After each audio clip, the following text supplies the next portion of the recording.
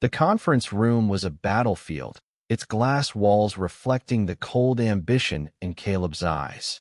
Ethan, 28, sat across from him, heart pounding, as Caleb, his partner of 3 years, presented their joint project to the board. His words, their late nights, now twisted into a narrative that erased Ethan entirely. By the time Caleb's polished smile won the promotion, Ethan's world had shattered.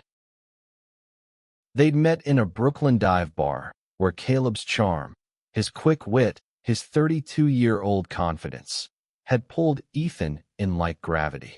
Caleb, with his tailored suits and dreams of climbing the corporate ladder, promised Ethan a future built on love and trust. Ethan, a graphic designer with a quiet passion for art, believed him. They moved in together, shared lazy Sundays, and whispered dreams under starless city skies. But now, in that sterile Manhattan office, Caleb's betrayal cut deeper than any knife. He'd taken credit for Ethan's innovative campaign, the one they'd crafted together over sleepless nights, and left Ethan's name off the slides. The board applauded. Caleb got the corner office. Ethan got silence. Ethan stumbled out of the building, the autumn air biting his cheeks. How could he have been so blind? What had their love meant if ambition could erase it so easily? He wandered to Central Park, collapsing on a bench, the weight of betrayal sinking into his bones. The city buzzed around him, joggers, dog walkers, lovers, but Ethan felt alone, his trust in Caleb crumbling like the leaves underfoot. Across the park, Julian, 30, watched from a distance. He wasn't supposed to be here. As the spouse of Caleb's new boss, Victor Hargrove, Julian's life was one of quiet luxury, shadowed by the demands of Victor's corporate empire. Julian, with his sharp cheekbones and introspective eyes, had always been observant, catching details others missed. He'd seen Ethan at company events, noticed the way his smile lit up rooms, the way Caleb leaned on him without giving back. Today, Julian saw the pain in Ethan's slumped shoulders, the way his hands trembled as he clutched his phone. Something stirred in Julian, a pull to reach out, to offer comfort to a stranger who felt oddly familiar. Julian approached, his steps hesitant. "Mind if I sit?" he asked, voice soft but steady. Ethan looked up, startled, his hazel eyes rimmed with unshed tears. He nodded, unsure why this stranger's presence felt like a lifeline. Julian sat, leaving a respectful distance, and offered a small smile. "Rough day?" he asked. Ethan laughed, a bitter sound. "You could say that. My boyfriend just threw me under the bus for a promotion." Julian's brow furrowed, but he didn't pry. Instead, he shared a story of his own, a time when Victor's ambition had left him feeling invisible. The words flowed easily, and Ethan found himself listening, the knot in his chest loosening. What makes someone stay after trust is broken? How do you rebuild when the pieces are scattered? As the sun dipped below the skyline, Ethan and Julian talked, their words weaving a fragile connection. Julian didn't know Ethan's full story, but he sensed the depth of his hurt. Ethan didn't know Julian was Victor's husband, but he felt the sincerity in his voice. By the time they parted, Julian's number was in Ethan's phone, a quiet promise of friendship, or something more. Back at their apartment, Caleb was waiting, his tie loosened, a bottle of wine on the counter. "Ethan, I didn't mean for it to go like that," he began, but the words sounded hollow. Ethan stared at him, the man he'd loved, now a stranger. "You didn't mean to erase me?" Ethan's voice cracked. "You stood there and took everything we built." Caleb's excuses, pressure from the board, the need to prove himself, only deepened the wound. Ethan walked out, needing space, needing answers. Could love survive such a betrayal? Or was it already lost? The next day, Ethan met Julian again, this time at a cozy coffee shop in the West Village. Julian's laugh was warm, his questions gentle but probing. Why did Ethan stay with someone who diminished him? What did he want for himself, beyond Caleb's shadow? Ethan hesitated and used to being seen so clearly. Julian shared glimpses of his own life, his art history degree, his love for sketching, his struggle to find purpose in Victor's high-powered world. Their conversations became a refuge, a place where Ethan could breathe again. But the corporate world was small, and secrets never stayed buried. At a company gala, Ethan arrived alone, his heart still raw. Caleb was there, schmoozing with executives, his new title gleaming like his cufflinks. Then Ethan saw Julian, elegant in a tailored blazer, standing beside Victor Hargrove, the CEO. The realization hit like a punch. Julian was married to Caleb's boss. Ethan's world tilted again. Was Julian's kindness genuine, or was he just another player in this corporate game? And why did Ethan's heart race at the sight of him, despite the chaos? What does it mean to be seen when you've spent years fading into someone else's shadow? Ethan stood frozen at the gala, the glittering chandeliers casting light on Julian's face as he laughed with Victor. The truth, that Julian was married to Caleb's boss, twisted Ethan's gut, blending hope with suspicion. Julian caught Ethan's gaze across the room, his expression softening. He excused himself from Victor and approached, his steps deliberate. "You look like you've seen a ghost," Julian said, his voice low, teasing but kind. Ethan swallowed, the noise of the gala fading. "You didn't mention you were married to the CEO," he said, trying to keep his tone neutral. Julian's smile faltered, but his eyes held steady. "I didn't think it mattered.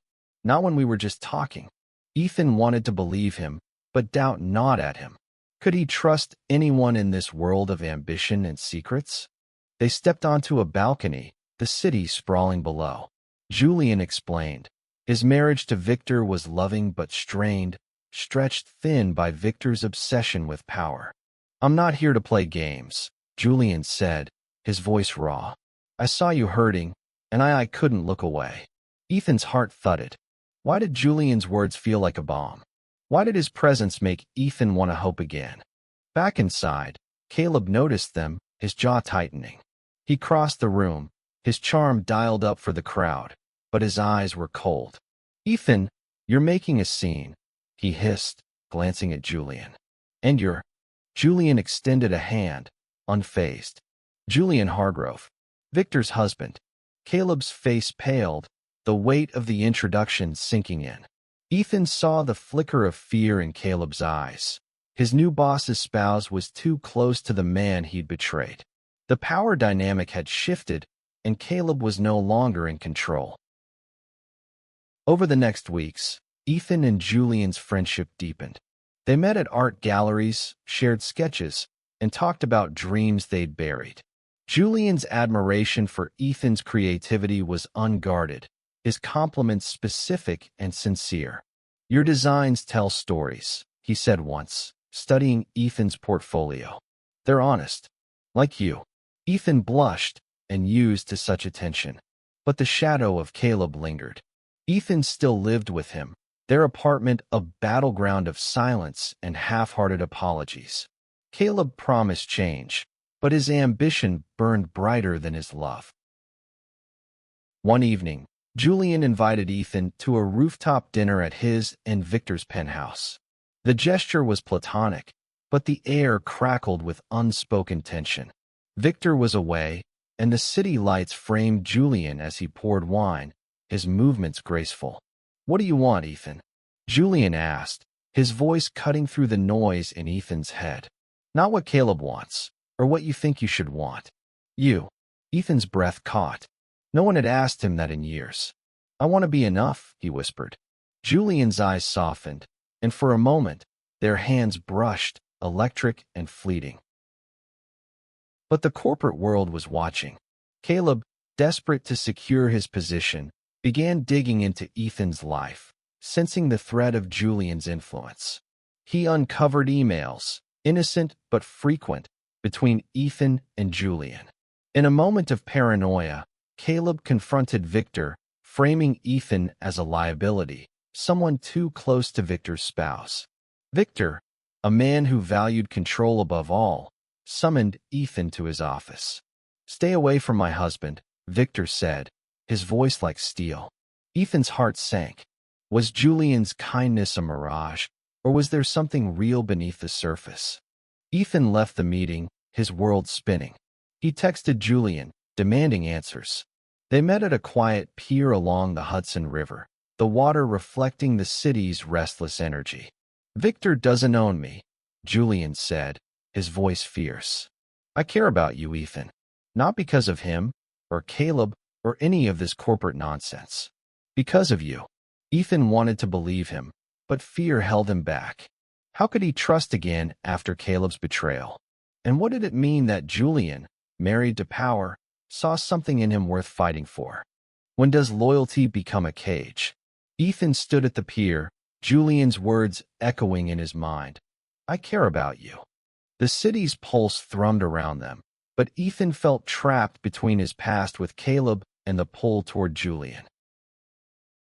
Julian's life wasn't as perfect as it seemed. He confessed to Ethan that his marriage to Victor, now 45, had been built on love but was crumbling under Victor's obsession with control. Julian stayed out of duty, but his heart yearned for freedom, for connection that wasn't transactional. Ethan saw himself in Julian's quiet rebellion, a man trying to reclaim his voice. But could Ethan step into that unknown, knowing the cost? Caleb, meanwhile, was unraveling. His promotion, meant to solidify his place in Victor's empire, felt precarious. He saw Julian's closeness to Ethan as a threat, not just to his relationship, but to his career. In a desperate move, Caleb leaked a doctored email to Victor, suggesting Julian and Ethan were plotting against the company. The accusation was flimsy, but Victor's paranoia flared.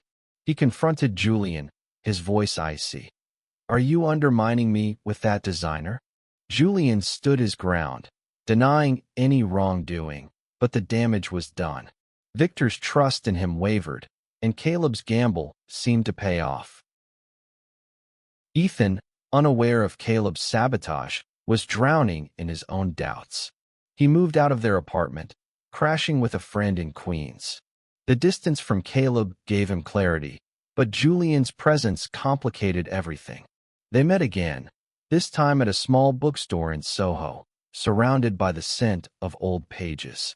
Julian's fingers lingered on a poetry book as he spoke. "I've spent years being what Victor needs," he said. "But with you, I'm just me." Ethan's heart ached. Why did Julian's vulnerability feel like a mirror? And why did it scare him so much? Their connection deepened, but the corporate machine kept turning. Victor, now suspicious of both Julian and Ethan, assigned Caleb to oversee Ethan's next project, a deliberate power play. Caleb relished the control, micromanaging Ethan's work, his comments laced with venom. "You're nothing without me," Caleb said one day, his voice low. Ethan's resolve hardened. He wasn't nothing. Julian had shown him that. One night, Julian invited Ethan to an art exhibit in Chelsea, a rare moment of escape. The gallery was alive with color, and Julian's eyes lit up as he talked about the paintings. Ethan watched him, struck by how alive Julian seemed here, away from Victor's shadow. As they stood before a vibrant canvas, Julian turned to Ethan. "You deserve someone who sees you," he said softly. Their hands brushed again, and this time, Ethan didn't pull away. The moment was fragile, electric, but interrupted by a text from Victor, summoning Julian home. The real world crashed back in. Caleb's scheming reached a boiling point. He presented Victor with more evidence, fabricated messages implying Julian was leaking company secrets to Ethan. Victor, blinded by jealousy, suspended Ethan without warning. Ethan was devastated, his career hanging by a thread. He confronted Caleb, his voice shaking with rage. "Why are you doing this?" Caleb's mask slipped, revealing desperation. "Because I can't lose everything I've worked for," he said. "And you're in the way." Ethan turned to Julian, their late-night calls becoming a lifeline. Julian was furious, piecing together Caleb's lies. "We'll fix this," Julian promised, but Ethan wondered, could they fight a system built on power and deceit? And what did it mean that Julian was willing to risk his marriage for him? What does it take to rebuild a heart broken by betrayal? Ethan stood in his friend's cramped Queens apartment, staring at the suspension notice from Victor's company. Julian's voice on the phone was steady, promising a way out, but Ethan wondered if he could trust again, or if he even deserved to. Julian took action. He dug into Caleb's emails, uncovering the fabricated evidence. Armed with proof, he confronted Victor, laying bare Caleb's deceit. Victor, shaken by the betrayal of his protege, reinstated Ethan and demoted Caleb, stripping him of his precious title. But the victory felt hollow. Ethan didn't want revenge. He wanted meaning. He wanted to know if love could be more than pain. At Central Park, where it all began, Ethan and Julian met again. The autumn leaves had fallen, leaving bare branches against the sky. Julian looked tired, his marriage strained to the breaking point. "I told Victor the first one a divorce," he said quietly. Ethan's breath caught. "Why?" he asked, though he knew the answer.